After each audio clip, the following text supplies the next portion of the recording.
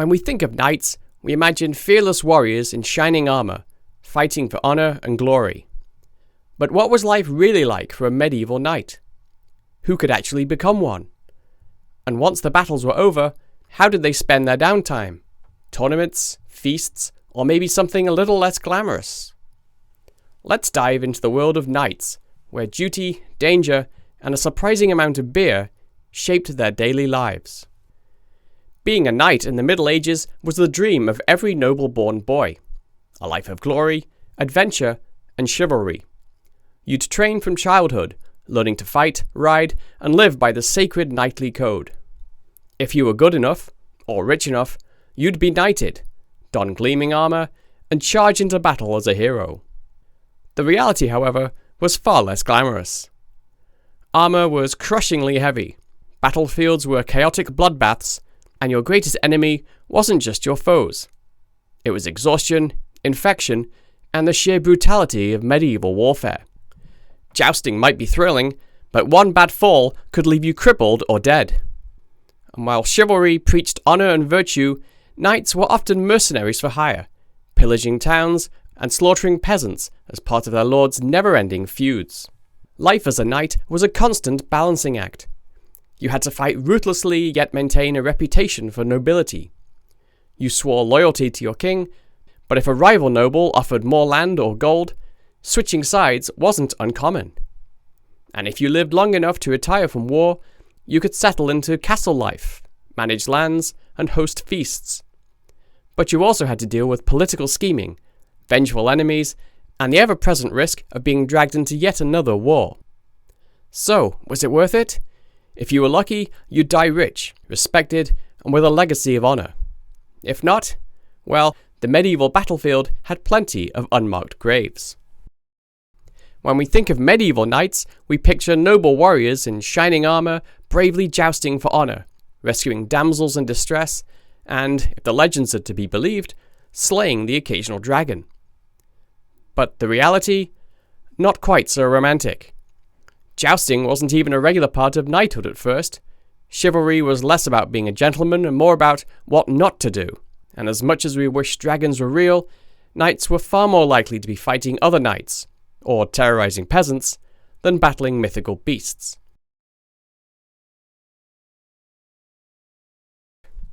Religion wasn't just a belief system in medieval Europe. It was the law of the land. There weren't many alternative options, so virtually everyone claimed to be Catholic, from kings and queens down to the lowliest serfs. But this wasn't just about personal faith. Religion was deeply woven into the daily lives of knights. Before donning their armor or sharpening their swords, knights started their day with mass at the local church. Most of us hear the word chivalry and think of men holding doors open or whispering sweet nothings to his favourite lady. But for knights, the code of chivalry wasn't about romance.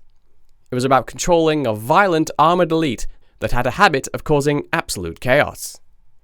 Sure, it told knights to live with honour, protect the weak, and respect women, but it was also a strict list of don'ts, aimed at keeping overzealous warriors in check. The chivalric code explicitly banned some, let's say, unbecoming behaviours, like beating up priests, stealing livestock, harming women, burning down homes, or, robbing and murdering random innocent people. Because, left to their own devices, some knights weren't so much noble defenders of the realm as they were armoured thugs on horseback. We can all agree that these rules of chivalry are the absolute bare minimum when it comes to knightly behaviour.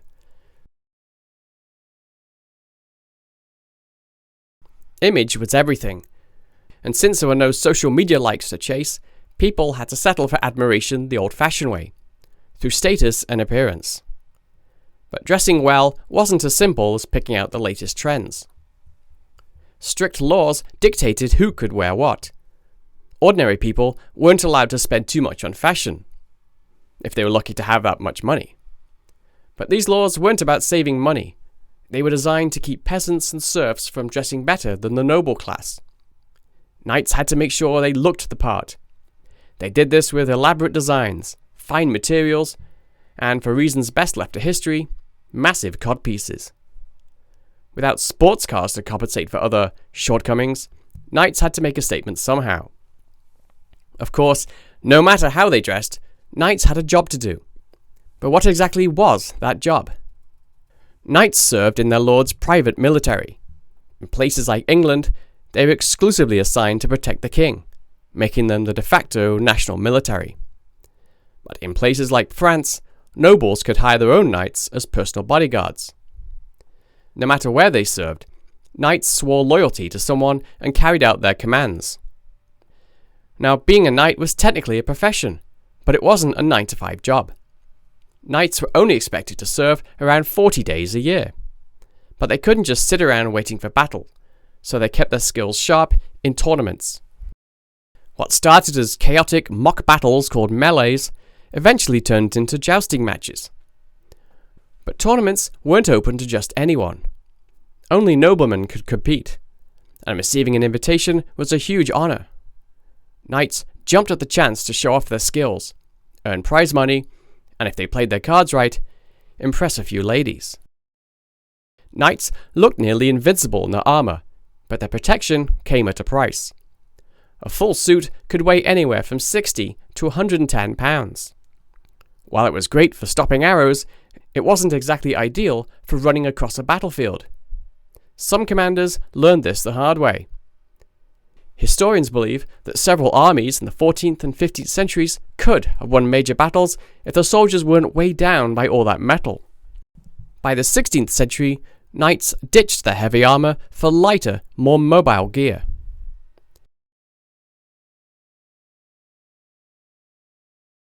Now, if you've ever been stressing about what to do with your life, take comfort in this.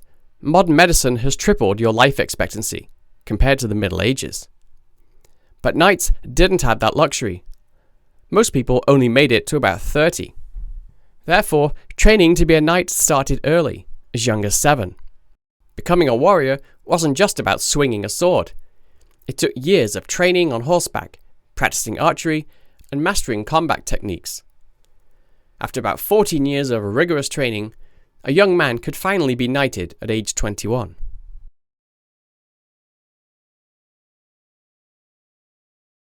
But knights still needed entertainment. After dinner, they gathered to hear minstrels and bards perform ballads and epic poems. Entertainment was only part of the equation. Knights didn't get a full night's sleep by our standards. They slept in shifts, half the night resting, the other half praying, or if they were lucky, engaging in other nighttime activities. Back in the Middle Ages, meat was the centerpiece of nearly every medieval knight's meal.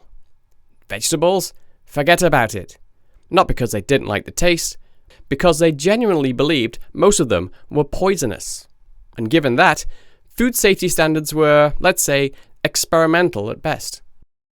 Someone ate the wrong kind of mushroom or mistook poison ivy for salad greens, and suddenly all vegetables got a bad reputation. Knights, nobles, and commoners alike stuck to what they trusted: meat and bread. But meat wasn't cheap, and the lower classes had to settle for pork. If you were a peasant, you ate what you could. If you were a knight, you had access to the good stuff: beef, mutton, and cheese. And since refrigeration was still several centuries away, food preservation meant salting, pickling, and drying everything. But all that salt came with a price. Knights were constantly thirsty. The solution was simple: drink ale. Lots and lots of ale. Because in medieval Europe, drinking water was often riskier than facing an enemy on the battlefield.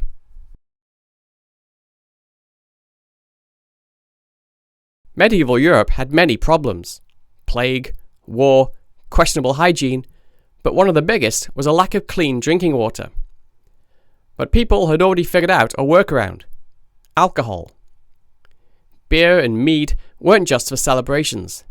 They were the daily go-to, because unlike water, they wouldn't kill you. Medieval knights drank like frat boys on a never-ending bender. Their version of getting rowdy usually involved actual swords. And when a castle full of heavily armed men was always drinking, things had a tendency to escalate fast. This led to some very unchivalrous behaviour. knights were supposed to embody honour and discipline. But get enough of them drunk, and suddenly the noble protectors of the realm were more like heavily armed bar brawlers. So was the life of a knight all glory and pageantry? Not exactly. But if you were willing to dedicate yourself early, survive the battles, and navigate the politics, it was one of the best gigs around in medieval Europe.